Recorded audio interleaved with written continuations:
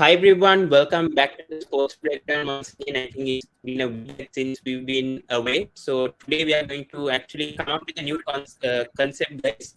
And we are going to do the Sri Lankan Cricket Awards Ceremony 2022. I think not a lot of people have thought about this, but I tried of wanted to come up with a new concept since Sri Lankan cricket has been growing in 2022. We've been really impressed with how Sri Lanka have been performing. There have been ups and downs, obviously, for Sri Lanka cricket, but I think mostly I think there have been positive things that has happened with Sri Lanka cricket. So we have Akhila Seneviratne with us today from Sri LankaSports.com, and he works for the Sidelines as well, his own page, and has worked previously for the Papare. I think he has appeared on my channel before also, I think once or twice. So welcome back, Akhila. I think after some time that we've got across you to the channel. Hope Thanks for get accepting the invite first of all, Akhila. Yeah. Thank you, Pawan, for having me on the channel once again. And yeah, it's good to be back to discuss on something new. And I hope the audience likes it as well. Yeah. So I think let's begin, guys. So basically, we will be going through all like the categories. Like generally, we want. I think it's on the description as well. So we'll be discussing about the men's Test batter bowler of the year. We'll be talking about the men's ODI batter bowler. Same with the 2020s, and same with women's cricket. So we'll be focusing on both men's and women's cricketer.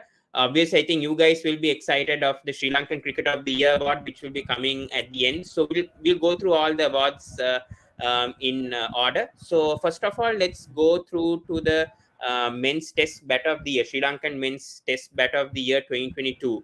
So Akila, first of all, when it comes to that, I think my mind comes with Dinesh Chandimal, especially his 200 that he scored against Australia. I think that was a huge moment, I would feel, because it's not easy scoring runs against Australia, and generally winning a test match also at Galle, also scoring a double century. Your thoughts on Dinesh Chandimal this year?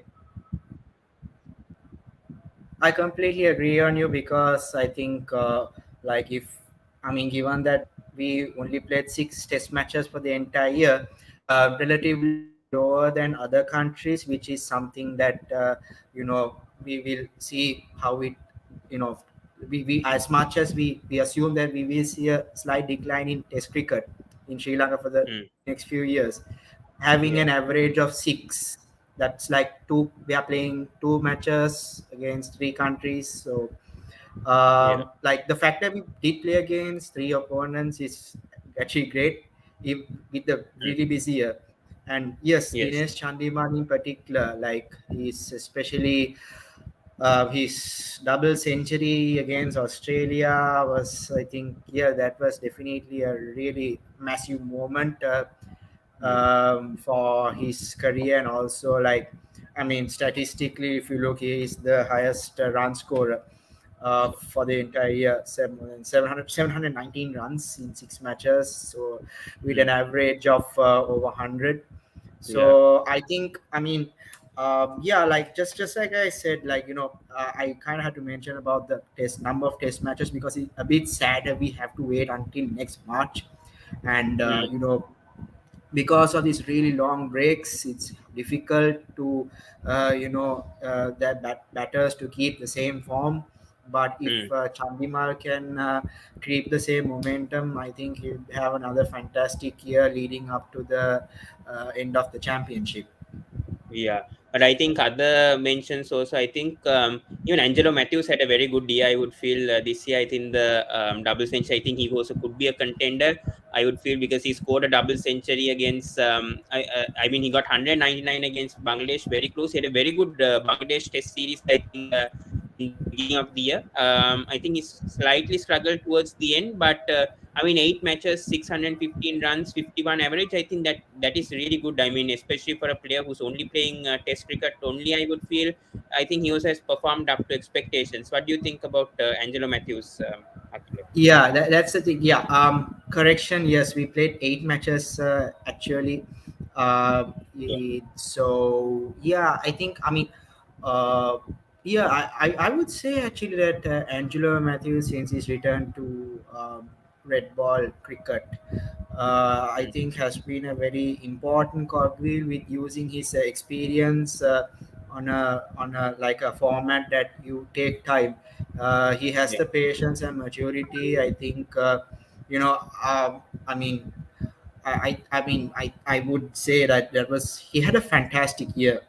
Mm. But I think like when you compare like the number of matches played and how many runs scored, like I yes he got out for 999, but I think the fact that Jinesh Chandimal was a little more consistent with the triple figures, playing in a fewer number of matches, like shows Mm. the run machine he's capable of in red ball cricket. Agree. So yeah, at both of those players, fantastic. I mean, it's like very difficult to say who is the best because cricket being a team sport, and it True. wasn't a.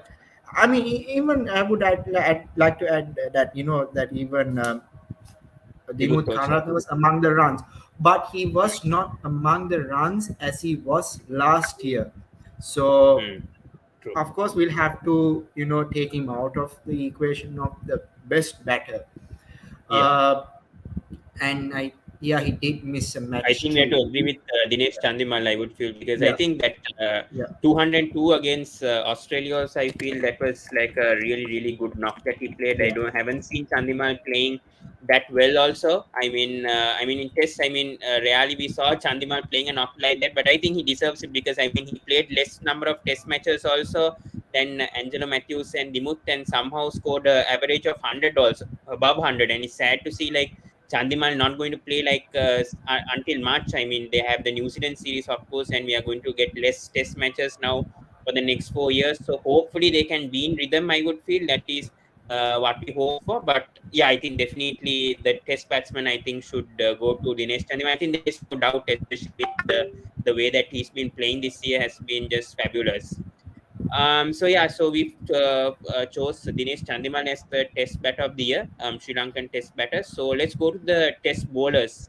By the way, yeah, I think again this I think we mainly played in Sri Lanka this year. So I think we played Australia, Pakistan, both in Sri Lanka. Then we played Bangladesh Test series in Bangladesh. I think those were the only series that we played. I think we only played three Test series this year. Yeah, so based on that, I think Prabhat Jayasuri was brilliant this year, and I think he got a ICC award of the year. Also, I would feel Prabhat Jayasuri could be in the contention.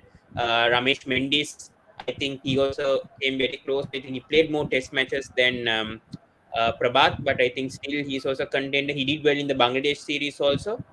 Any fast bowlers that impressed you in the test circuit this time, Akhila? I would say definitely Kasun Rajita is the.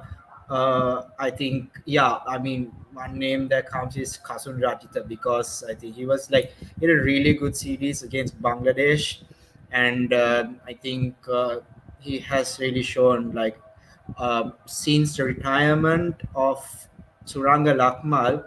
I think probably that's the slight turning point in like having to fill those shoes as a frontline fast bowler. So I think I mean we are yet to see him in a New Zealand pitch, but I think with what he has shown how capable he is in Bangladesh, I think he'll be our very most important bowler leading up to the series against New Zealand.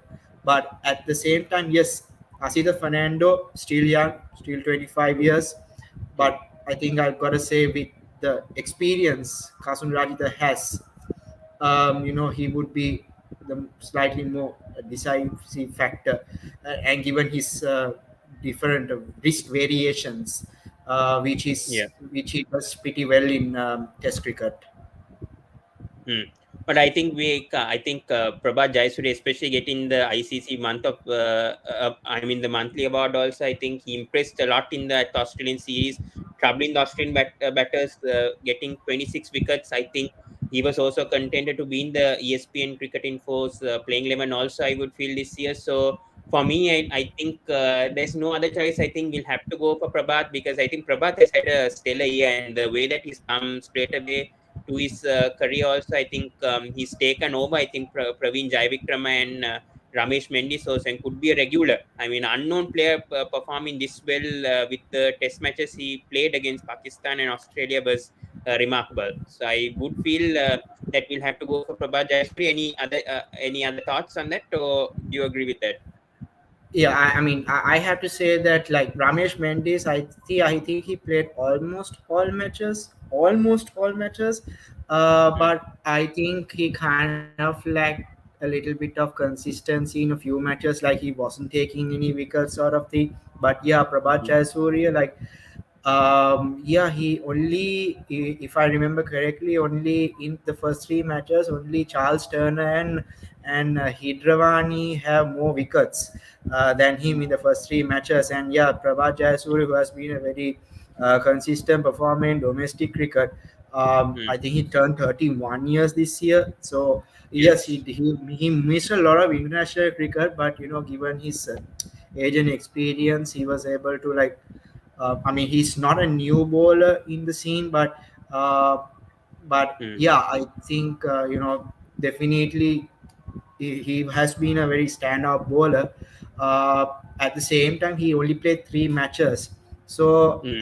That also could come into consideration, though. Like he played yes, three matches, but he still picked up 31 wickets. That's the yeah, thing. But I feel like he probably deserves it because the way that he came. I mean, Australia is not an easy opponent. Also, first of all, I mean, facing, and the way that he performed also in those turning tracks. I mean, impressed when none of the other spinners stood up. I think Prabhat Jayasuri stood up. So I think yes, yeah, I understand what you're saying. I mean, Ramesh Mendes played more innings, he took wickets as well, but I just feel like Prabhat, a new entity playing well. I think in these conditions in Sri Lanka, I feel like he deserves it.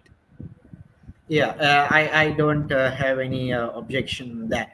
I think like if you're looking at the absolute achievement, definitely Prabhat Jayasuri is the standout. But at the same time, yeah, I think Khasun Ratita also like is somewhat you know Very close, there because very he close has played contender. little more number of matches, even though he did Mm, not show the same consistency. Obviously, given the difference in playing conditions, but yeah, I think Prabhat Jayasuriya should be the test bowler of the year for Sri Lanka. yeah. Yeah. So I think both of us agree that Prabhat Jayasuri, I think, deserves the Sri Lankan men's test bowler of the year. I think just because he was a new entity, we didn't know about Prabhat Jayasuri before coming to 2022 July itself, and he performed straight away when he was given the opportunity. So I think having the opportunity with his hands and winning a test match also for Sri Lanka against Australia, I think that's really valuable, and against Pakistan also. So we feel that Prabhat Jayasuri should win that award this time. So congrats to him. So let's go to men's ODI Bat of the Year. So this will be very interesting because I think we played a lot of ODI cricket this time, even though we are struggling right now in the ICC Super League. Hopefully we can qualify next year, but let's see how that goes. But this year I think we played that Australian series. We won the Australian series this time. We played Zimbabwe series in January. We won that 2-1. I think overall Sri Lanka had a good year when it comes to ODI cricket. I would feel compared to last year, I think we didn't play well in ODI cricket, but this year I feel that we played well. I mean, although the points didn't add, I mean, certain series didn't count to the ICC Super League, but I think overall we had a good series. I mean, in ODI cricket, I think we had a good year. What do you think about Sri Lankan's performance in ODI cricket this year? Yeah, I think for Sri Lanka they had, I mean, for ODI cricket, I mean, it was pretty decent, even though we probably didn't play as much matches as we think we should have played, True. because obviously there was more weightage towards T20 cricket. But I Mm, think overall, like we had a series against Zimbabwe. We had another series against uh, Australia, we Australia. had a So bad. that's eight matches in total. Yeah. So yeah, I think not only eight. I think there was another We series. had against Afghanistan, but I Yeah, think the most recently concluded one against Afghanistan. Yes, so um, yeah, but we did. I think we managed to win all the ODI series at home. I think the Actually, the Afghanistan sorry, series was a Afghanistan. draw. It was I a think the one all Afghanistan series, yeah. Apart from one that, I one think all we draw. got the best. Yeah, yeah. Yeah, but I So think we didn't you, play away. That I think that was the problem. I think we didn't play any matches away from Sri Lanka, so I think that's a bit of a conclusion over there. I mean, it's a bit difficult to judge, but still, I think we did what we can. I think over there in ODI cricket, I think it's a positive year. I think even though we had some surprise losses against Zimbabwe and Afghanistan, we somehow beat Australia at home. I think that was a huge achievement. So let's go to the men's ODI Batter of the Year. Um, so this is going to be a bit tough, I would feel, because I would feel there is three contenders. I would feel when it comes to ODI batters, I would feel Pathum Nisanka comes into my mind. It comes Pathum Nisanka, Kusan Mendis, and Charit Asalanka. I think both Nisanka and Asalanka had hundreds, I think, against Australia. And Kusan Mendis also has been performing consistently also in ODI cricket this year. Any other names that comes to your head, Akhila, when it comes to ODI batters? So you think those three are into contention when it comes to the batters? yeah, I mean, yeah, I think like if you are like looking achievement wise, I think one thing, one centurion that we missed was Dasun Shanaka, but at the Mm, same time, we need to look at the overall number of runs that were scored and the consistency of each player in judging who the best is. So I mm, think the three names that you suggested were the same three names that I was going to suggest in who I think should be the most like the best ODI batter overall for the year. mm, mm. But Yeah, it's I very think difficult to pick one name as who the best is. That's where the real challenge is. yeah, I mean to choose one is going to be very difficult. I think when it comes to most runs, I think it was Pathum Nisank, if I'm not mistaken, when it comes to most runs. When it comes to average, well, I have to check who has the best average, because I think average matters a lot in ODI cricket. Not a lot of strike rate. If you are a finisher, yes, the strike rate matters. But I mean, strike rate could come into consideration as well. It's going to be, I think it's a very tough thing. I would feel it's going to be between Asalanka and Nisanka, I would feel for ODI cricketer, but yeah, who to choose is the Yeah, biggest issue over here, because Nisanka 11 innings, 291 runs, average 49, strike rate is 86, which is moderate. Aslanka 426 runs, 53 average and 94. I mean, better average and better strike rate, and has played one less innings than Nisanka. So it's like both are like tied when it comes to the ODI bet of the year. But what do you feel, Akila, is yeah. between Nisanka and Asalanka? I mean, in the most ideal circumstances, they should have played the same number of matches, but it didn't happen that way. Mm, And also, if you have a look, I think I'm not entirely sure like how it had an effect, but you know, as you, I think, yeah, I think like Patum Nisanka is an opener mm. and Charita Salanka was That's mostly it. operating in the middle Number order. three. Number. Mm, So I think here, in my opinion, I mm. think the circumstances that Charit Asalanga had to bat in were Mm. slightly more Tough. difficult than Patum Nisanga because Patum Nisanga had a good opening part anyway, which was Kusal Mendes Yes. and Botha. Once they start Agreed. freely scoring runs, it's you know they go at it. But I Mm, think Charita Salanka would have to depend on a good partnership of idea of them if you know depending on who gets out. So I like mm, Charita Salanka in most of the cases had to like played till the end kind of thing. Yes, So and agree. obvious, and yeah, like he had the better strategy, he had the better uh, average. But I Yeah, think if I we are agree. looking at the circumstances that Charit Asalanka had to bat in were not Mm. as favorable as Pathum Nisanka, because he has a really good opening partner. I mean, if Yeah. there was a very, very big difference in the number of runs scored, I think Mm. definitely Pathum Nisanka is a standout. But I feel Yeah. that Charita Salanga deserves to be the ODI batter of the year, given that he's Yeah. already has a century, Mm. has a slight, and has in his other two stats have been slightly better, but at the same Yes. time didn't have the same favorable conditions that he would have liked to have the same as Patum Nisanga. So Yeah. I I feel agree. that Charita Salanga slightly deserves a little better Mm. uh, Mm. in that.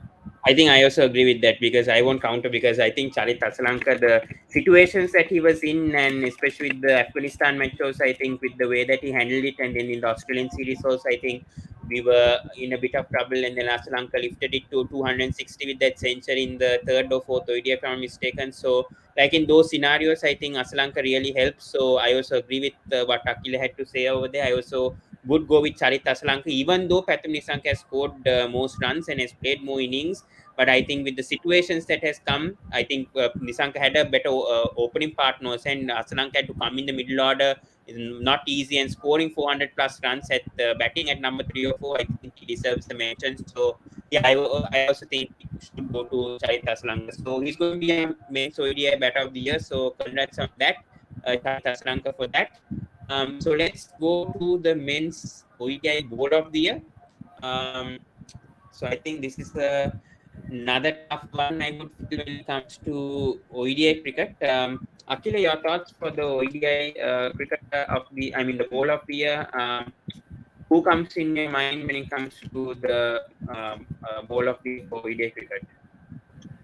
Yeah, I think for ODI cricket, if there was one department we did really well, I feel was batting. Hmm. So the bowling department, it didn't have like clear cut standouts. It was a few bowlers, depending on the series, who like really rose up to the occasion. So it's a very, very Hmm. close one. And I think, like, for example, like we saw Jeffrey Vandersay, coming up like really well in the series against Australia. Oh, We good. didn't see Yeah. him in the Afghanistan series, but at the same time, we can't forget the promising young left arm spin of Dunit Dunit Velalage. Velalage, who was the Hmm. highest wicket taker in the series against Australia. Agree. At the same time, like there are bowlers who rose up in different occasions. So yeah, and we can't really leave Jeffrey Vandersay out because he does have a couple of wickets, especially in the Australia series. Another name I would say Dunit Velalage, I as think a even Hassananga from bowler. performed well, but then the thing is, I think Hassananga got injury. I think, if I'm not mistaken, he was out of certain matches, and then I Yeah. think someone stepped in. So I think he had a niggle or something. He missed like 2 to 3 matches. So that was a bit of a blow, I would feel, for Hassananga. But yeah, I think Van der Sar performed more for the Zimbabwe series. Like mainly, I think Velalage, Yes. I think, was the highest wicket taker in the Australian series, and I think he performed really well when he was given the opportunity, I would feel. But how many innings has Velalage bowled? So I think that will also come into I consideration, I think would feel. six, because the he played all five matches against Australia, and his sixth one was the third match against Afghanistan. So there were six matches in total. Hmm.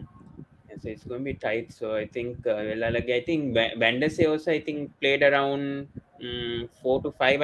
I think he missed. Yeah, he played in the Australian series. Yeah, he really impressed me, Van der Sar, and the Zimbabwe series. I don't think he played much of a role in the Afghanistan ODI tour. So it's a tough one between Van der Sar and Velalage. Who would you go for, Akil, if you pick between the two? Who would you go for? Because I think it's a bit tough over here for me also to decide. Because I think Van der Sar played more matches. I think he also did well, but even Velalage also had a really, really good year when it comes to his bowling in against Australia also. So it's a very tough one between both of them. Yeah, I think that's again like just like we had the thing with the test cricket, like very few matches being played, so it's very hard to come up with a a single best performer. And like again, when it came to ODI cricket, like most of the bowlers, there was a they had one really good series. Mm, Um, and like I feel like if by chance Velalage did play the full series against Afghanistan, and he mm, did get a few 1 or 2 wickets in every match, that would have made him easily the I think the highest wicket taker for the year, and then he would have yeah, been a clear winner in that sense. But yeah, again, Vander say he does have the most wickets for the year, so very yeah. hard I to think leave that fact out. So I think, um, like yeah, given the friendly home condition, yeah, I yeah, agree with this comment that is there. I mean, again, we come back to thank you for the reminder on the age factor, because I mean, how can yeah, we forget Dunit mm, Velalage, the under 90 skipper at the beginning of the year. So mm, I think true, the true. way, and he's a like as I think as the commentators he put, he's a very thinking player. Mm, Tries his best to like outsmart the like I think there's a lot of, he's showing a lot of maturity as well. So agreed. I Yeah, think yeah, we have to like consider how, what kind of the contrasting age groups they belong to. I mean, do mm, you would you agree that I mean we don't really I don't think we are going up under the category of emerging player of the year. We are looking at the overall.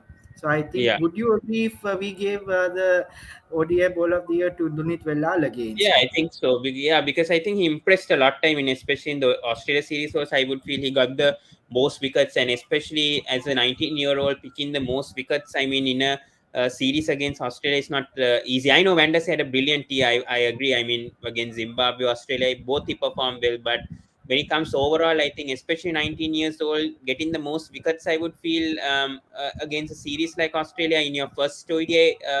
Two, I think he does deserve a mention. So I think I also would go with Velalage, because I think with the way that he performed also against Australia with the circumstance, I think especially with Hasaranga not there for 2 or 3 days and he stepped up, I think he does deserve it. Although Vandese, I think he's very close of actually getting that award, but still I would feel Velalage deserves it.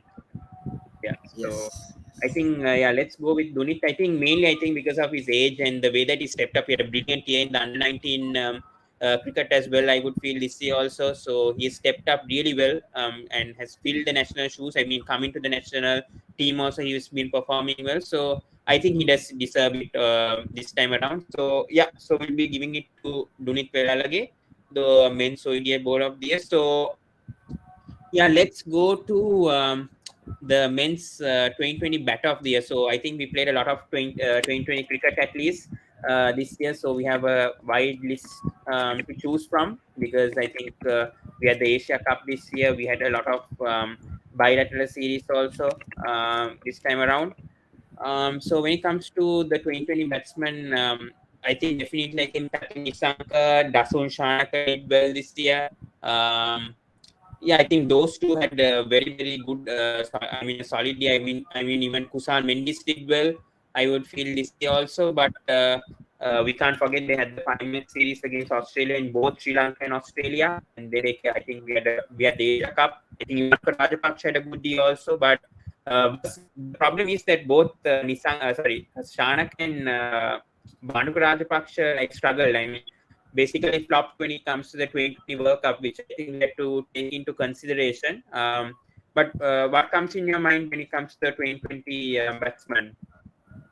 Yeah, I think like again, in this one we actually have a very big stat pool over here, because there's total of 25 matches played in this year, including the Asia Cup and the most important T20 World Cup. So Yeah. yeah, I think same three names as you suggested, our two openers and Dasun Chanaka, the captain.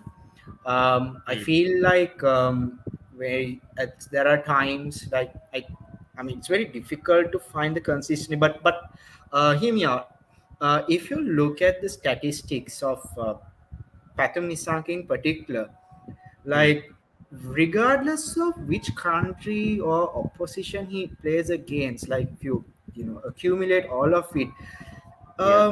there are barely any significant changes in his statistics. So I think Mm. not only his innings but on True. where he plays and whom he plays against, like his average is somehow within the 30s and his strike rate is slightly fluctuating between 105 and 115. So I Mm. don't think there's any batter who has that kind of consistency in our team. Mm. So I think, and obviously he has scored more than 700 runs for this year.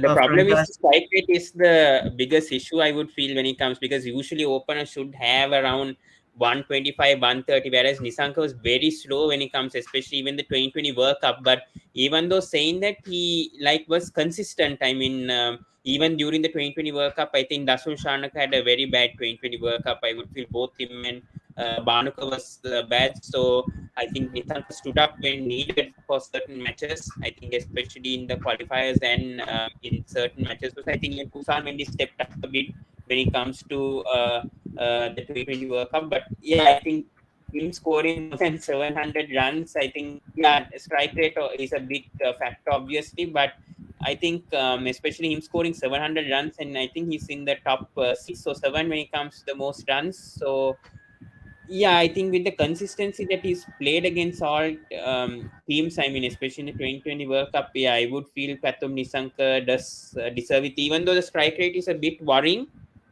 still, I think Pathum Nisanka does deserve the award. Yeah, like again, like I think, yeah, of course, like strike rate is very important. But if you remember the match he played against England, in particular, the way he decimated those England like fast bowlers on an Australian pitch, I think Mm. that itself like shows like what kind of batter he's really capable of. Because I think, and also like if is the interesting stat is like he's the only batter to complete 1000 T20 runs before turning 25 years Mm. from ICC full member countries. There is one True. exception, which is Malaysia, but that's considering only the ICC full members. Like he's the only one to complete that milestone in I mean, all those three batters they completed 1000 runs. Mm. The milestone, they have had a really brilliant year.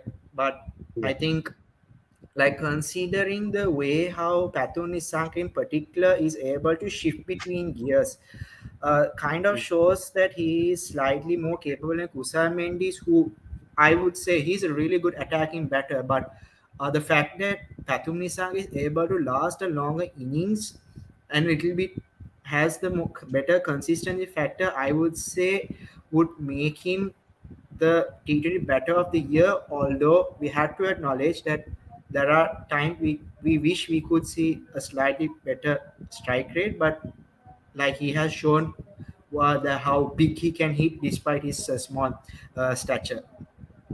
I Yeah, think I agree. I would have to go Yeah. with that. SL video here says, I think all Miss Dhananjay De Silva, he is the best all-rounder in 2022 for Sri Lanka in all formats. Good point that he brought up, because Dhananjay De Silva also, I mean, when it comes to batting also, I think he performed well also when it was needed in the 2020 World Cup. But I think throughout the year when it comes with Dhananjay De Silva, I don't think he stood up in all the matches. Yeah, he did have a good 2020 World Cup, but when it comes to the other series, I don't think he stepped up much as the 2020 World Cup. But a good point brought up about Dhananjay De Silva. Yeah, I think like yeah, that's. And I don't think we necessarily talked about all rounders in particular, but if there's one all rounder who was a standard, I think I think all rounders like Dhananjay De Silva come like so really rarely. It's like I think you know I think if you will understand my example, he's a Sana Jayasuriya type all rounder. I mean, Mm. probably not in terms of how Yeah, hard he can hit the ball, but in agree. terms of being able to score runs when necessary. I wouldn't say Sana Jayasuriya. I think we would have to take more of a Tilakaratna Dilshan type all rounder because why I say that is because that Tilakaratna Okay. Dilshan is someone that if he fails in one department, he'll shine in the other. And I don't think Nananja De Silva had any bad days kind of thing because even though he didn't score much runs in the bat, if he was given to bowl, he would like really do that well. Even though he may not get a lot of wickets, he's really good at at restricting runs. So, and and not only just in one format, he did that across all formats. Um, Yeah, I mean, true.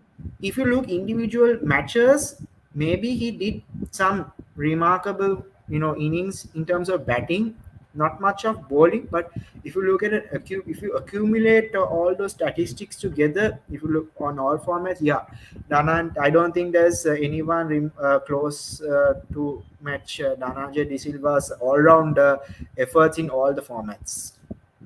Yeah, yeah, I do agree with what the video said. Yeah, when it comes to all-rounders, I think if we did have award, I think that will go to Dhananjay this will obviously. But yeah, good point. But I don't think we can go past Sanka when it comes to the men's 2020 batting of batter of the year.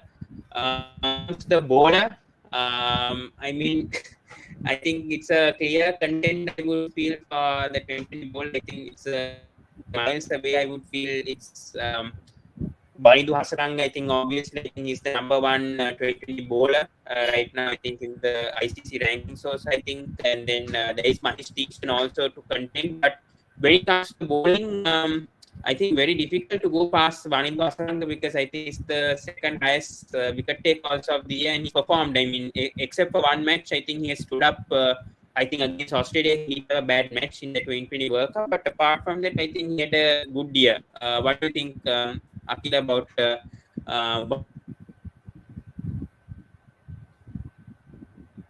I think I will give the answer once Pawan is back. Extremely sorry for the technical difficulties. I hope we get this sorted out very quickly.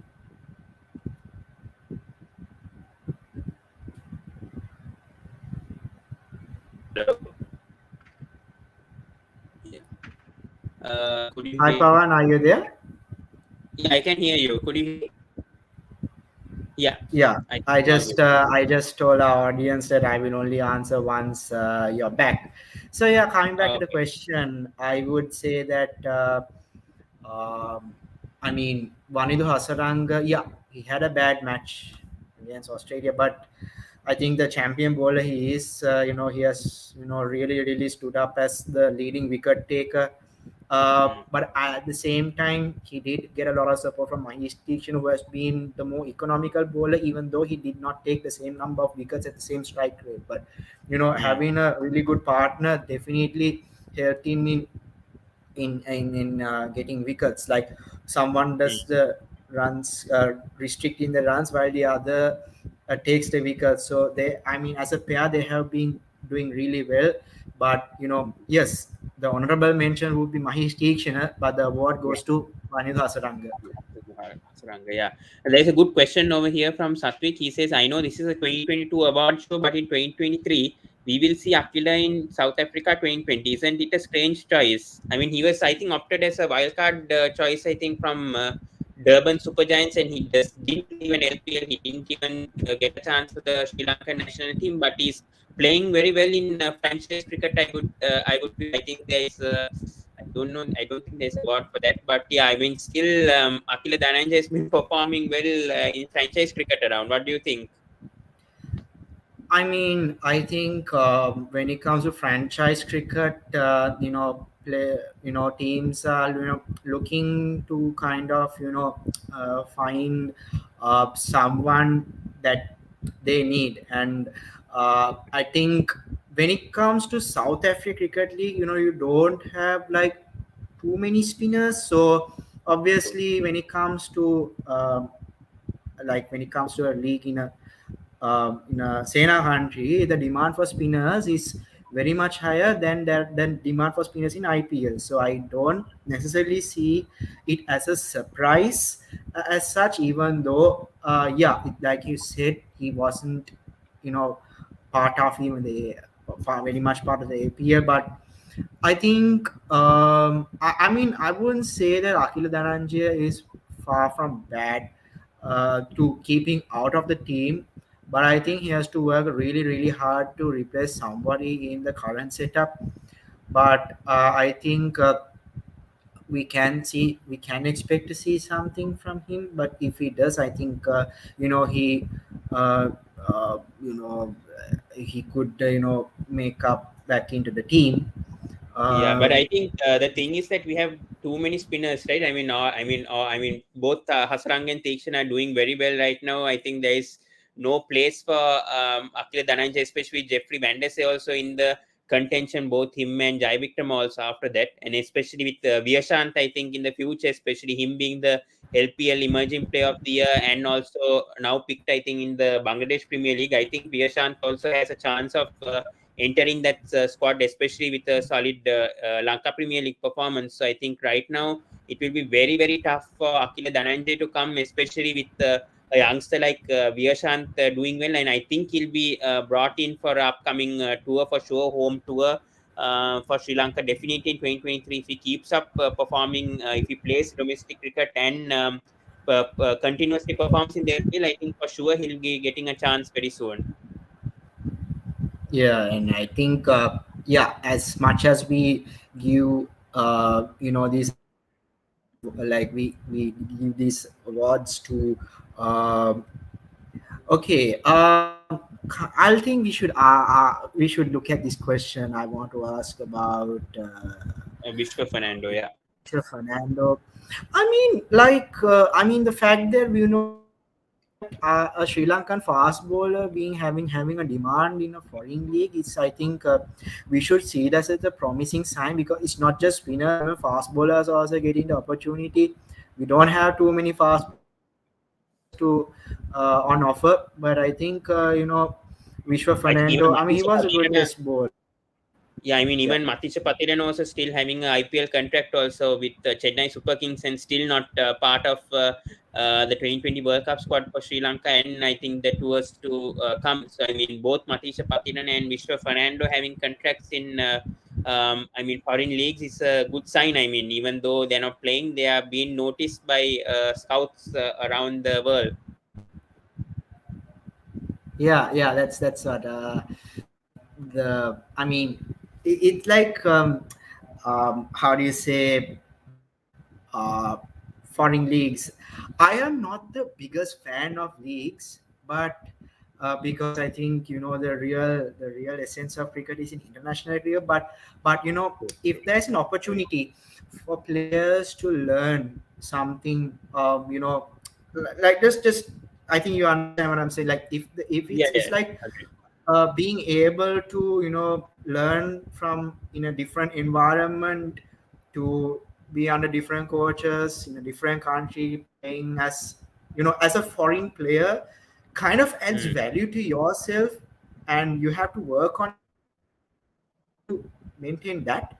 And yeah, I think if you're in international cricket, you have your national coach. But when you're the moment you step out to another country, it's a really good learning opportunity. Um, Helps in personal development also. So I think, yeah, I mean, anyone can have opinions on franchise cricket, but I think that all these they provide a good learning opportunities, and I think players should give their best at it, just like they do for international cricket. Mm. Very true. Yeah.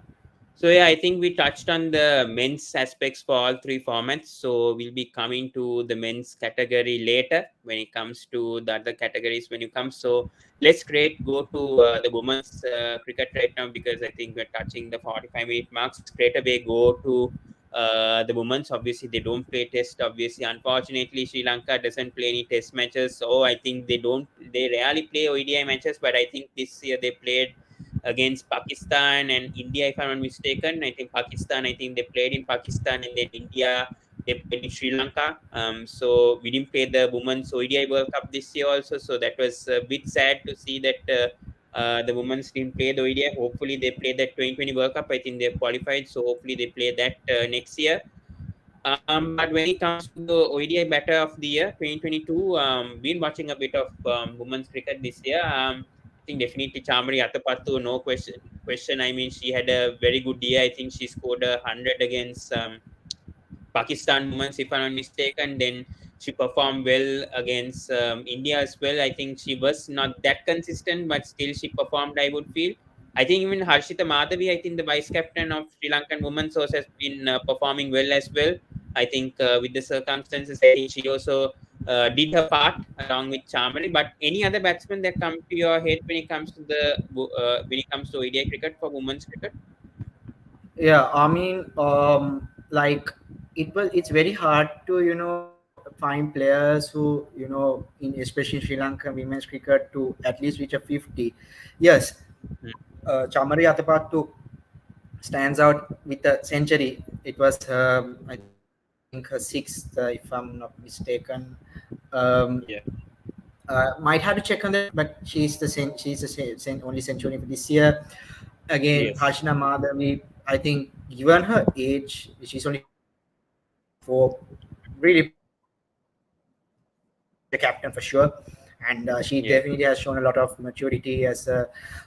I would say, I think when you look at the batting perspective, she's a Dhananjay De Silva type player, very calm, long Hmm. sleeve, plays some really beautiful shots, and again, like as I said, a future captain. So there, Hmm.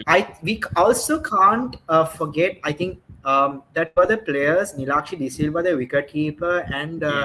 Kavisha Dilhari, Kavish. who Yeah. Yeah. has played a few attacking knocks, although it did not come all the way to the 50s. But both those players have played some really good cameos in the middle order. But it's overall, it's Harshna Madhavi.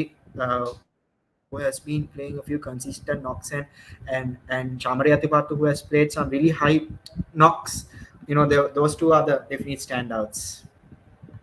But who would you choose between one? If it's Chamari or Madhavi when it comes to consistency wise this year, who would you choose? Because I mean, for me, I do lean a bit towards Athapattu, but I mean, I don't mind giving it to Madhavi also because I think she's also been consistent and has been that supporting role to Athapattu when needed. Because I think Athapattu has failed a bit when needed.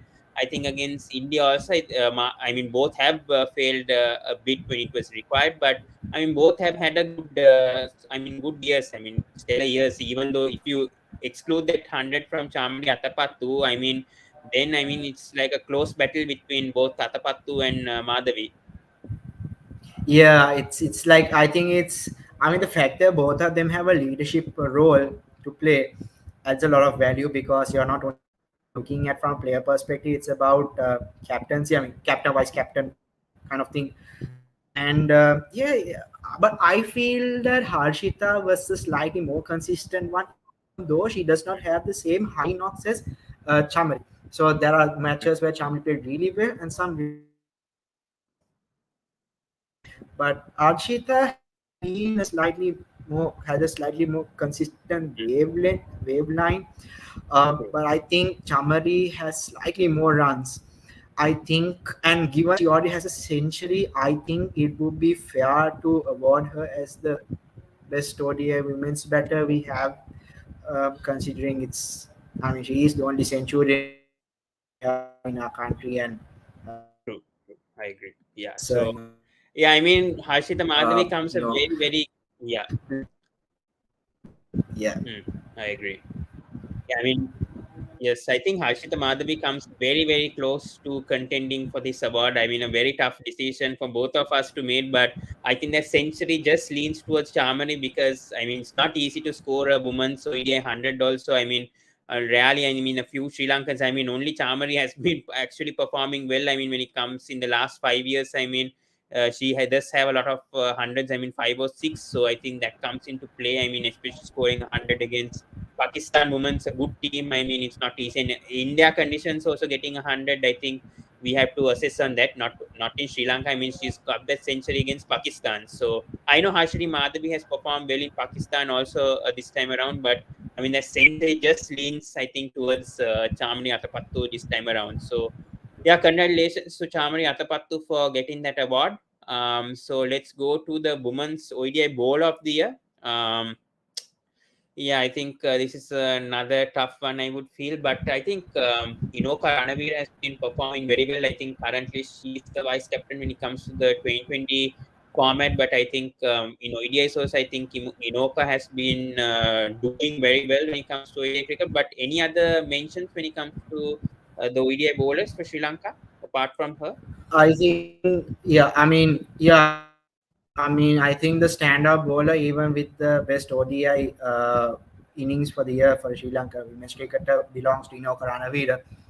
Oshadi Ranasinghe as an off spinner hasn't been too far, but it's just that Inoka Ranavira has slightly more wickets, and we have to like kind of consider the fact that using her experience and the fact that she has more wickets. She has been. I mean, she has played the role as the experienced bowler of the side. So I think yes, Oshadi Ranasinghe was close enough, but I think the clear. Even I think Amakanchana also had a few good moments for her with a few two wicket hauls here and there. But I think Dinoka Ranavira should be the standout. And also given that bowling hasn't necessarily been our best performing department, the same as for the men's ODI cricket, because True. but at the same time we gotta give it to Dinoka Ranavira. Agree. I also agree with what Akhila said. That Ranavir just I think more than Moshid Rana Singh. I think Moshid also had a good year, but I just feel Inoka made a big impact. I would feel when it comes to the ODI part. When it comes to 2020 now, for women's, I think Chamari Atapattu is another again the content over here. Chamari, I think the four that we mentioned itself, I think come into consideration again when it comes to 2020. I think Madhavi had a good year. I think even Gunaratne, I think Vishnu Gunaratne had one or two good innings. She's 16 still. I think she performed well when she was given the opportunity for the 2020 cricket. Unfortunately, I think she had to sit out because she had to sit for O-level exams. But still, I think she also quite impressed when she made a debut. Also, I think Kavisha Dilhari had some good cameos, I would feel this time. But yeah, Akila, your suggestions for the 2020 batter? I think just the same as the men's. The women's cricketers also they played a lot of T20 matches, but like they played really well at the beginning of the year for the Commonwealth Games qualifiers, and then when it actually came to the Commonwealth Games, We didn't do. things got pretty bad. And then Yeah, before that, I think it was the Pakistan Women's Series and the Indian Women's Series because the Commonwealth Games came a little later. And then finally the Asia Cup. So like there were, I think I would take it as five stages: the qualifiers, the Pakistan Women's Series, the Indian Women's Series, the at the Commonwealth Games, and the mm, Asia Cup. So five true. completely different scenarios. Mm, Very difficult to pinpoint like one really good batter because like again that there were few players who like stood up when it was needed. But I think later I think it was Harshita Madhavi who is the stand-up because she scored more than 200 runs uh, Asia Cup. in the Women's Asia Cup, slightly less Mm, than Jemima Rodriguez, true. to become the I second agree. highest tournament run scorer. Chamari was the highest run scorer at the Commonwealth Games qualifiers.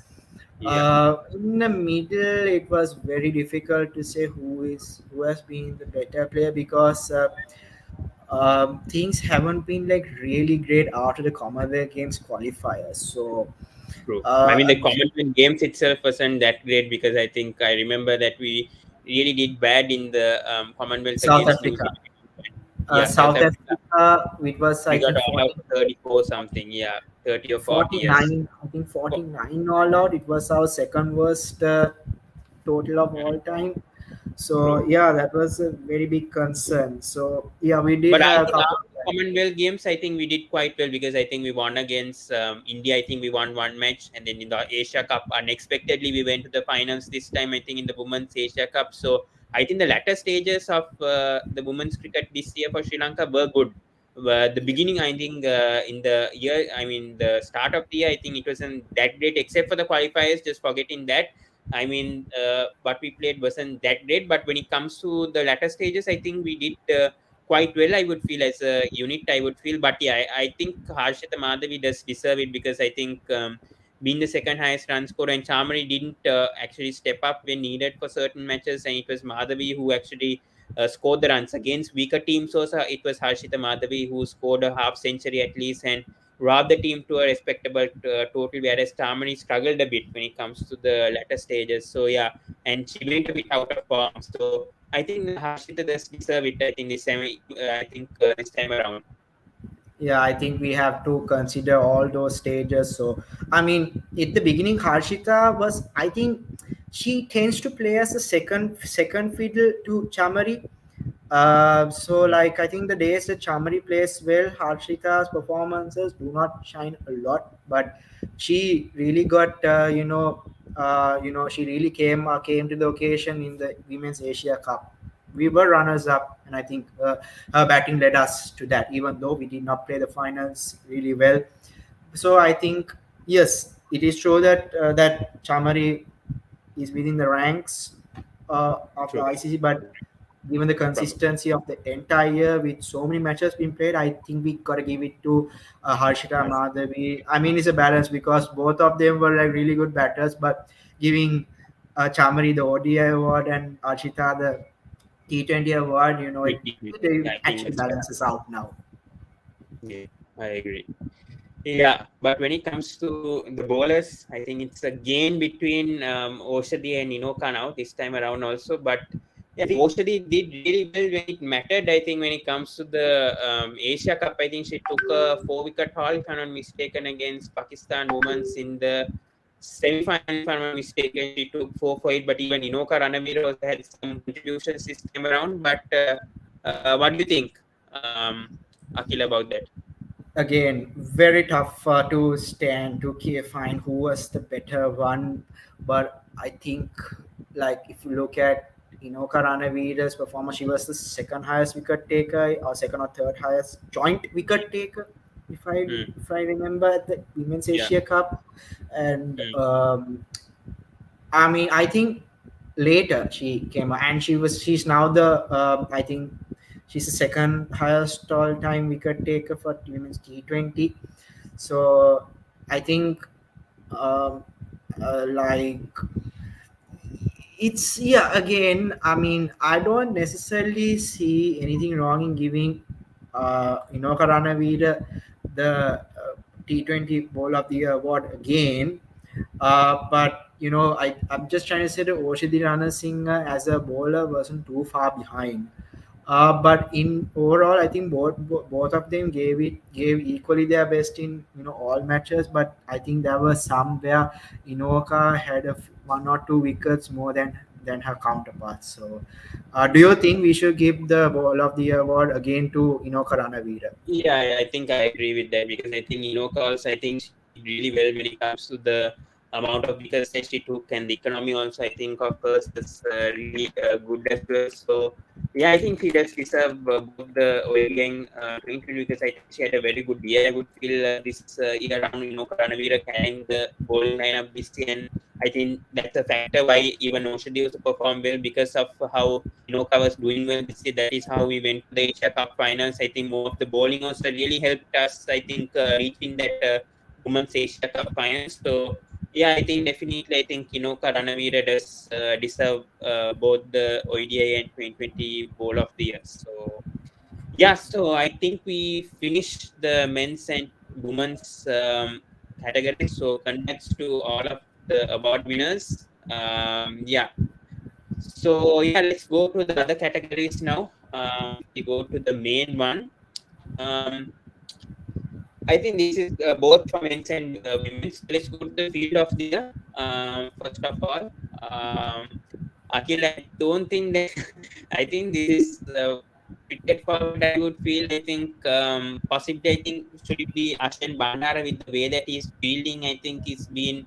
I mean, I wanted to include this fielding section because I mean, fielding is very important when it comes to cricket in general. I mean, especially saving runs and saving a team from either a victory or defeat. I would feel. I think fielding does come into play. But when it comes to field of the, I think Ashen Bandar had a stellar year. I mean, coming as a substitute and the way he fielded in the 2020 World Cup also, even in the Asia Cup, I think it has been brilliant from him this time around. Yeah, but then like again, like they said, fielding isn't only about taking catches. It's Yeah. about saving the single, saving the boundaries, being able to induce those runouts. So I think, yeah, even though he didn't play, I think a single match in the IPL, Single match. Yeah.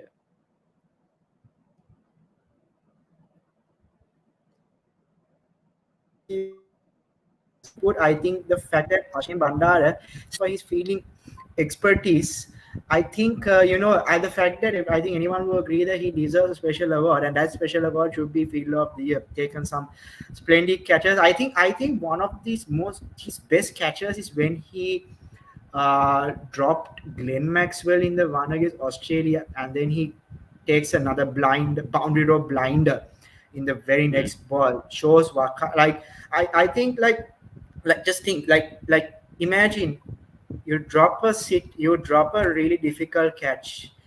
I mean, it was you can't even call it a drop. He had to juggle that so many times, Mm. and then getting that chance to redeem yourself with a catch.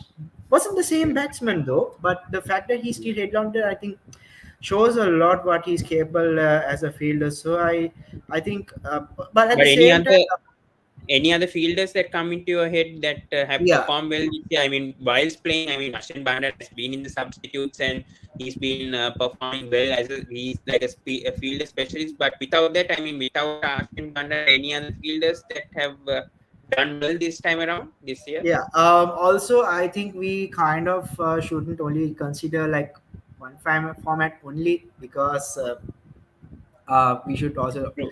not limit ourselves to fielders only. We got keepers Yeah. also, but Mm. uh, I think a lot of people kind of forgot the fact that Dasun Chanaka was our leading fielder in terms of catches at the T20 World Cup, and and he, I mean, he's a really good inside fielder, and like that. So, and he has induced quite a number of runouts as well. Slightly, of course, more than Ashim Bandara, because he is anyway in the inside circle. So I wouldn't Mm. say Dasun Chanaka is far behind, and I think if you look at an absolute value, he's I very think much even there. Kusal Mendis as a keeper has stepped up really well. I would feel at times, because I was very impressed with how he was wicket keeping this time around and didn't actually slip much catches. Also, he's been really good behind the stumps, getting the wicket. I mean, getting those catches and even the stumpings. I would feel Kusal Mendis has Yeah, that's what, like, I mean, fielding is a. I mean, the fact that fielding doesn't uh, have have a ranking factor itself shows is how subjective it is.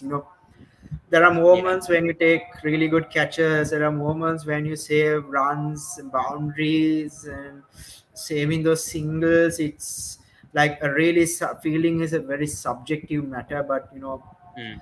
I mean, I think the only thing that would Yeah, put even Ashim subjective. Bandara on the sidelines is Mm. the fact that he doesn't get the same number of he True. hasn't taken the same number of catches. But when you look at the quality, I think Ashim Bandara, the fact that he's been put in a team for his fielding is definitely a standout, and he has been Right. living up to that expectation. So I think we should give it to Ashim Yeah, Bandara. yeah, I agree. I agree with that. Yeah, especially coming as a substitute and the way that he's been fielding in all matches, I think deserve it this time around. So, congrats to Ashen Bandara once again for that.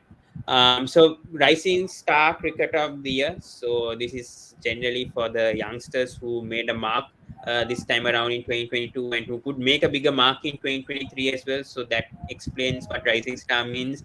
Generally, the ones who, I mean, who have been unnoticed but have been performing tremendously well. I mean, given a chance, they've tremendously stepped up. So for the rising star category, I think Dunit comes into play again. I would feel Dunit Velalage with how he's been performing this year. Any other players that come into your head when it comes? I think even Prabhat was unnoticed. I think he also could be a contender this time around because Prabhat wasn't noticed until his test performance in both Australia and Pakistan. So I think he's another player that will come into play. Any other players when it comes to rising star for you? I mean, I'll tell a slightly different way of coming to this question. Hmm. Um, I mean, there's only one name that comes to your mind who has been the standout performer in the Under 19 World Cup and also immediately coming into the national side and providing almost the same consistency. So, considering the age factor, what he achieved at the very beginning of the year and what he has achieved now, I think yes, Prabhat Jayasuriya has had a whirlwind success, but when we are True. really looking at the rising star, I think Hmm. Dunir Dunit Vellalage Velalage. is definitely the winner of Question. this award, Yeah, no question. I mean, considering all the factors. yeah, I mean, even Siobhan Daniel also, I know he hasn't come into the national team yet, but he's been really coming up in the Pakistan Junior League that he's been performing. And then in LPL also, he's been stepped up. I think the youngest ever to score a half century, I would feel Siobhan Daniel still didn't step up to the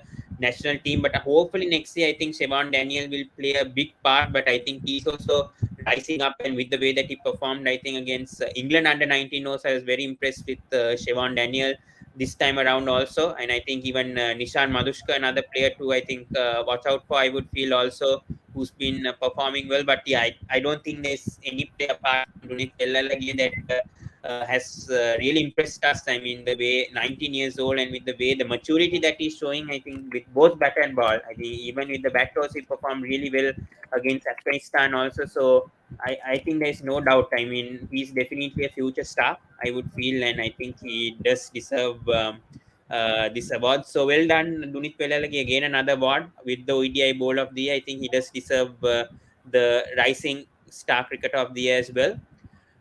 So let's go to the moment of the year 2022. So when it comes to Sri Lanka cricket, what highlights the most when it comes to this particular year, Akila? I would, for me, I think the Asia Cup victory was a huge victory, especially the men's Asia Cup. I think we didn't expect. I mean, after 6 years, I think we won a trophy. I mean, I would feel a tournament. So I think that really comes up. I think the Australian ODI series victory also was a huge victory also for us. After 30 years, we beat Australia at home. So I think that's another memorable thing that we achieved. Even the women's team reaching the finals of the Asia Cup, I think that's another big achievement. I would feel we haven't done that, I think, since 2010 or something. So that's another huge moment for Sri Lanka cricket this time. But when it comes to the moment of the year, it could be even a cricketer performing well.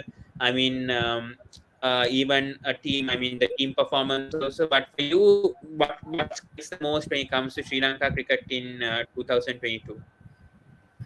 Honest, I think we should take in a good way the fact that it is very difficult to pick one moment of the year itself shows that we had a lot of good moments for the year. Hmm, true. So I think like for me, if you look at men's cricket, I mean, I think we need to like kind of consider the tournaments kind of thing. I mean, we had a few good series and all.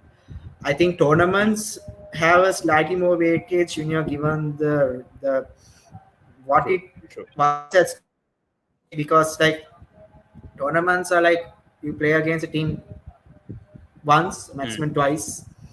true. Series you get to regroup in the next match, Yeah. so it's the series, right? So Yes. I mean, it's very, very difficult to pinpoint just one moment, but we can just appreciate, how many good moments we had, don't you think? Yeah, Like, yeah, I completely agree. I I mean, think if you both said men and women did moments very of well. the year, it would have been a really easy one to answer here. Yeah, a moment of the. I mean, we can give Moments, it to yeah. two also. If it's very difficult, I mean, we can give it to two things as well. I mean, two moments that happen. If it's very difficult for us to split the decision, I mean, we can obviously pick two, but yeah, I mean, very difficult. I mean, for me, I think the Asia Cup, I think for both men's and women's, I mean, I also would like to appreciate what the women's team did this year. I mean, reaching the finals, it's not easy. I mean, beating Pakistan women's by 1 run, I mean, that's a huge achievement. But I mean, the men's team winning the Asia Cup, I mean, after losing to Afghanistan, who would have thought Sri Lanka to win that Asia Cup, but they somehow managed to win 5 wins in a row and managed to win the Asia Cup, and especially beating a quality team like Pakistan, India, and Afghanistan again, and even Bangladesh, beating all four teams. I think it's very difficult to go past the men's Asia Cup. I mean, look, the men had a really good year, but like you said, I think I remember this stat like we hadn't beaten Pakistan in a women's T20 since 2018, and the Mm. fact that we managed to run them out with just one ball remaining by one beat them by 1 run to enter the finals.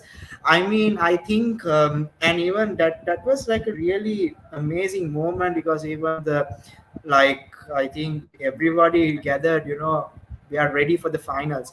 We didn't play, but I think that semi-final against Pakistan, it's a really It's like amazing a bit of match a if you split really decision. look I at it. think we might have to go with two moments. I would feel. I think because I won't like to exclude the men's Asia Cup, because I mean, Yeah, after yeah, six of years, course. I think we won a tournament. I mean, like in that stature. I mean, that category. I mean, after 6 years, so it's since the 2014 2020 World Cup. I think we haven't won a tournament. I mean. For that long. So I mean, and we won the Asia Cup last time in 2014. So I also don't want to put the women's team out also with their performance, because they also did very well in the Asia Cup, reaching the finals. So I think we'll have to include both those moments. I think, because I think it's not nice to obviously exclude one of them out, because I think we don't know what 2023 lies with both the men's and women's. So I think both achievements do deserve, I think, a moment. I mean, they do deserve the award. So yeah, so I think we will go with that. So I think both the men's Asia Cup victory and the women's Asia Cup finals, I think both the men's and women's will split the awards. So yeah, so congrats to both of them. I think it's difficult to have one moment with the way that both of the men's and women's played this year. So I think both of them do deserve the award this time around. So let's go to the worst moment of the year 2022, or the flop. I mean the worst possible moment that could happen to Sri Lanka cricket in 2022 this time around. Akhila, what I mean, tournament or match or any moment that was the worst moment ever for Sri Lanka this year? Yeah, I think anyone would agree that the first match Sri Lanka played against Yeah. Afghanistan at the Asia Cup was definitely, like, it was a really bad moment, but it later turned into a blessing in disguise if you really look at it. But very difficult to call it a worst moment, because I think if it was a worst moment, you expect it to get bad and bad later, but actually we got better after that. So yes, we But I think lost. I losing to Namibia also was, I mean, very, very Yes, bad. yeah, I think like I don't want to take the loss against Afghanistan, because eventually that led us to winning Asia the Cup. Asia Cup. So we had to kind of exclude that. So I think, yeah, the flop of the year should be losing to Namibia. I mean, it didn't Because necessarily, affect our World Cup campaign, but mm, because it didn't lead us to anything. So I think that should kind of be called as the flop of the year, because I don't think anybody. I mean, I think the fact that we lost to Namibia kind of gave us a bit of a reality check that we are not the team that's necessarily going to come to a semi-finals. But here's the thing, every team had their fair share of upsets. Like Hmm. even the champions England losing to Ireland in a rain heat match. So, but But the that fact was is, a like, rain Akhil, heat I think match. That was Namibia a is like a slightly associate nation compared. I mean, Ireland has been in tournaments before, and even Zimbabwe, both. I mean, Pakistan and England did lose, but then they are towards test nations right now. I mean, Ireland and Zimbabwe are test nations right now. They're being given test stats, and they're no longer associate nations, whereas Namibia is around 14 or 15, if I'm not mistaken, in the 2020 rankings. I mean, can't consider that much of the 2020 rankings, but coming as the Asia Cup champions and losing to Namibia in the first match, I don't think anyone did expect a thing like that to happen. I mean, coming as the Asia Cup champions and losing the first ever match, I mean, the qualifiers match itself to Namibia, no one did expect that to happen. We thought that they'll win all three matches like a sweep. I know it didn't affect Sri Lanka at the end, but losing to a team like Namibia, I think that was a big reality check, I would feel, for Sri Lanka cricket and for them to come back. Yeah, most definitely. I think we have to take that the match against Namibia is definitely the flop of the given the how much of momentum was built from the moment we won the Asia Cup to that. It was really, really, like, I think we have to take a flop. Like you have, I think it definitely defines that whole Yeah, I mean, even moment. the South I think. Africa, I mean, the women's also, I think, getting all out for 49 also was a Yeah. terrible moment as well. But I think the thing is that I mean, the women's team didn't perform at all in the Commonwealth Games. Unlike the men's, I think they had like a bad patch, I would feel, in the Commonwealth Games. They had like really, really bad moments. But I mean, for me, I think can't go past losing to Namibia, I would feel, because I mean, all the other nations started to say everything in the media that we lost to Namibia, and it was a bad moment, I would feel. For us fans, I mean, to especially come back also, I don't think we can go past losing to Namibia, because I think losing to associate nation, that really showed that we had to step up, I mean, and come back. I mean, we did sort of that, but then we lost in the group stages. That's another scenario. But I mean, losing to Namibia, I think, was a really bad moment for the year, I would feel. So yeah, that is the flop moment of the year, I would feel. So there's two more awards before we wrap up this show. We have a comment over here. Shankar here says, "Good show, Pavan. You are doing a good job. Wishing you more success in 2023. Though I'm not joining live, but watching your shows." Yeah, thank you so much for that, Shankar sir. Really do appreciate it. Let's go to the controversial moment of the year. So this is like perhaps you say like sort of like unfaithful, or like probably what do you say, unnecessary thing that happened. I mean, controversial. I mean, a part that happened. Akila, what do you think about the controversial moment of the year? Do you feel? I mean, do you think controversial moment of the year? I think Bhanuka Rajapaksha returning to international cricket, because did he retire in 2022 January, if I'm not mistaken? No, I think early the year, I think he retired, right, Banuk, and then he came back to the national team, if I'm not mistaken. Yeah, I mean, I think when we are looking at this award, I think, to be fair, we have to only consider ones that happen like during matches kind of thing, because a Mm, lot happened mm, outside. We have to acknowledge yeah, that also.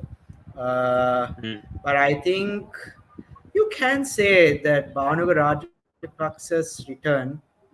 Um, yeah. I think there's a power cut over there, but yeah, you can switch off your video uh, in case. Yeah, I can be seen, right? Yeah, I yeah, think you can be seen. You can be seen. Yeah, yeah. I'm currently low on power, but yeah, but you can hear me, right?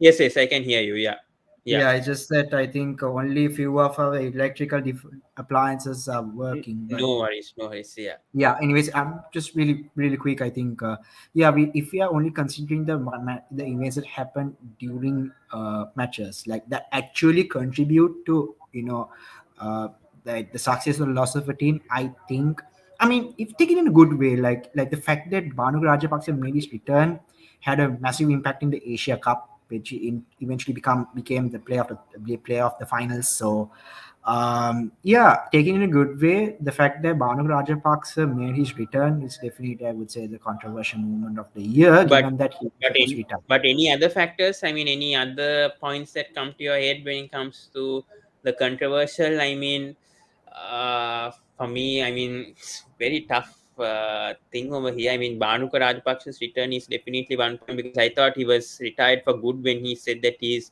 going to retire, but he came back and showed his worth, although he struggled in the 2020 World Cup. But any other controversial moments that happened for Sri Lanka cricket, do you feel? I mean, I don't necessarily want to, talk about events that are not necessarily like outside the cricket field, because I don't think Yeah, that's I mean, necessarily. inside the cricket field, I mean, especially Yeah, inside the cricket field, were there any moments do you think that were sort of controversial or were, I mean, yeah, were highlighted this time around? yeah. I mean, I don't necessarily. Oh, I forgot that I can increase my brightness so that my Uh, face can be oh, seen. I yeah, think we are all good, right? Yeah. So yeah, I don't have a lot of battery remaining, but I think, yeah, we should be enough. Just next 5 minutes if we are done. I yeah. mean, as a controversial moment, I think we can think about incidents where, a bad decision was taken, or a certain player inclusion. But I don't necessarily think we had that kind of um, thing. I mean, I mean, uh, Vicky Arthur's exit, I mean, from Sri Lanka cricket, but I think that happened in December, so I don't think we can include that into 2022 because, I mean, yeah. Vicky Arthur left in 2021 December, and then Chris Silverwood came to the national team. But I think Chris Silverwood has had some positive impact towards Sri Lanka cricket. I mean, we did win the Asia Cup and we did do well against Australia also. But yeah, the 2020 World Cup was kind of a miserable tournament for Sri Lanka cricket, and then against Afghanistan also we didn't perform well in one or two ODIs, but still, I think Bhanuka Rajapaksha's return to the national team, I feel, should be the controversial because we didn't expect Bhanuka to come back and he reversed his decision and he came back and then he became the man of the match in the Asia Cup finals. I don't think there's any other better way for Bhanuka Rajapaksha to return, even though he struggled in the 2020 World Cup, but I think still win the Asia Cup and being the man of the match, I think he does deserve it. Yeah. So one more award, then we'll quickly run through that since I mean, Akhila's running, I mean, his battery, I mean, he's having a power cut right now. So we'll quickly go through to the Sri Lankan Cricket of the Year 2022. So I think this is a big award I would feel that we are awarding, and I'll check the polls that I've done on YouTube as well. But Sri Lankan Cricket of the Year, I think three players or four players that come to mind. I think again, I think it's Banindu Hasaranga again that comes to my mind. Pathum Nisank had a good year when batting and bowling. I would feel it's Banindu and Pathum. I think even Charit Asalank and Dasun Shanakos had a very good year. But what do you think? After I mean, the poll says 13 votes, 37 have gone to Banindu Hasaranga. Even Prabhat Jayasuriya also comes when it comes to Sri Lankan Cricket of the Year, even though he plays Test. Pathum Nisank has got 8%, Prabhat has got 15, and no other options. What do you think when it comes to Sri Lankan cricket of the year? Who are our top two names in the poll? I mean, I put Banindu Hasaranga, Prabhat Jayasuri, and Pathum Nisanka, but we can go without that also we can go. But 77% of the people think out of the 13 that Banindu Hasaranga should win the player of the year. I mean, like, we had to consider players of all three formats, even Just a though, like, for obvious reasons, we don't I think even have. Dhananjay De Silva is a Yeah. very, very good Yes. option. I Yes. mean, when it comes to Sri Lankan cricket of the year, because I mean, the all round that he's been performing for all three formats, Test, ODI, 2020, no matter what, I think he's been performing well with both bat and ball. I was very impressed with DDS's contribution. So I think DDS is a strong contender, I would feel, for Sri Lankan cricket of the year also when it comes, because I don't think he got any award yet, but I think he's also a very, very strong contender because he did well in the 2020 World Cup also. He performed well in Test cricket also. And ODI cricket also is given some contribution when needed. But yeah, I think even Nisanka had a brilliant year, I would feel, in both tests. I mean, all three formats, Nisanka also has been performing well in ODI 2020, even test also. I think, I mean, he had an injury, but in spite of that, I think even he also did well. Very tough choice. But Akila, who do you favor to when it comes to this? Yeah, I think I like we if you're looking at all format players, we have few. I mean, yeah, of course, Dhananjay De Silva as an all-rounder is very much there. Patu Nisanka, and I would also say Charit Asalanka too, because he had Mm, some really brilliant moments. And we are not just only looking at how good they are in those departments. Like I think we have to also consider like what they represent as a player, kind of thing. They are like it's mm, the cricketer of the year. So I think, yeah, of course, one of the first names that should come to anyone's mind should be Dhananjay De Silva for being an all-format all-rounder. mm, Patum Nisanga because he's scored combined all formats as the highest. I think Charit Asalanka isn't too far away from that because he has been a mm, brilliant white ball cricketer. Vanidha Hasaranga mm, has also been there, but I don't think Vanidha Hasaranga uh, because he's a little bit too much towards the T20 cricket, so a little bit mm. format bias there. I think we need to look at all formats as possible. Performance, yeah. So, I mean, if you're looking at all, I think in that case, I would say it's either gotta be Dhananjay De Silva, Pathum Nisanka, or Charit Asalanka, one of the But three. Charit Uh, Asalanka plays less test cricket, no? So I mean, he only played two or three yes. test matches and didn't perform that well when it comes to test. And then OED, I think we went towards Asalanka also. But yeah, for me, I think it's between DDS and Nisanka. It's very tough here to choose between Nisanka and DDS. But Akhil, if there was one choice, who would you go for when it comes to Sri Lankan Cricket of the Year? I mean, usually like I mean, for me, I feel like if you're being, I mean, Dhananjay has been really good as an all Mm, rounder, but I think when you mm, look at individual performances, like he does not have the same bowling achievements as most of the other players. mm. And True. I think when you're looking at the cricketer, they had to, have a standard that, even other former players can look up to. So in that case, I would say that Patum Nisanka is, in my opinion, the player who is, very much there. Really sorry. I think we came to a final conclusion before my got the battery notification that is really low. So Yeah. what do you shall we go with Patumi Sanka in this one? Yeah, I think we should go with Pathum Nisanka. I think I also agree with that because I think ODI 2020 has been consistent also. This is scored the most hundreds also this time around. Test cricket, I don't think he played much because of the injury he had, but I still think Nisanka does deserve it, and he's a future star. So I would feel Pathum Nisanka. So I think it's great that if we give it to Pathum Nisanka. I mean, DDS comes as a close contender, but when it comes to like individual performances, I think Pathum Nisanka has highlighted more. I think Charit Asaranko also is a very strong contender also with how he performed. But I think with the consistency wise, I think Pathum Nisanka deserves it with the an amount of runs he scored in 2020 and ODI. Unfortunately, Hasaranga doesn't come to mention because of the performance that he played in ODI cricket. I was not convinced with the way that he performs. So I think Nisanka does deserve this award.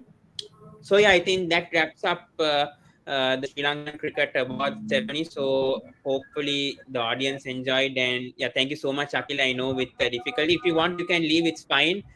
Because anyways, we ended the show. But thank you so much, Akila, for your contributions. Because I think without that, I mean, it would have been difficult for me also to choose. So definitely needed one more person to join in and choose these decisions. And I think these cricketers do deserve the awards. But thank you so much for joining for the first time that we are ever doing this. So thank you so much for joining once again. Thank you, Pawan, for having me once again. I think you have done a really great show with the awards. And I wish you the best of success for the year 2023. Same to you, Akhil, as well. Hope you have a great 2023 with your work as well, as a sports journalist, and towards your life as well. I hope all the best for you, and may all the success happen to you as well in 2023. And yeah, and that's the same message to the audience, guys. I hope you guys had a brilliant 2022. Unfortunately, we couldn't have like a World Cricket Awards because it's very time consuming if we go towards that, and then we choose like every cricketer from the ICC awards is very tough when it comes to that. Very time consuming. It would have taken 2 or 3 hours. So that's why I think I just stick to Sri Lanka because of that. Hopefully next year we can do a thing like that. Hopefully, and then do a Sri Lankan award once again. Let's see if we can do both of this next year. But yeah, we will definitely stick with the annual show that we have from this year onwards. I think it was a success. So thank you so much, everyone. And yeah, we'll conclude over here. So once again, the Sri Lankan Cricket of the Year has gone to Pathum Nisanka. So congratulations for him for being the Sri Lankan Cricket of the Year. And yeah, that wraps up the show. Thank you so much, guys. Please to subscribe to Sports Breakdown if you haven't. Please like, comment, and share. And do follow us on Instagram as well. And do follow the sidelines also on Facebook and cricket, and also the Sri Lanka Sports.com as well. Do follow them also. Shout out to them also on Instagram and Facebook. And do follow Akhila as well. Akhila Seneviratne on Instagram and Facebook also if you prefer to. So thank you so much, guys. And we'll see you in the next video. So have a great 2020 year, guys. And yeah, see you guys. And wish you all the best for 2023. Thank you. And this will be our final video as well. So won't be there live, I think, for a month or two. So yeah, this will be my final video for some time. So I do hope you guys will stick around. I think his battery went a bit low. Sorry for that for Akila. But yeah, I hope you enjoyed it. Thank you, guys. We'll see you in the next video.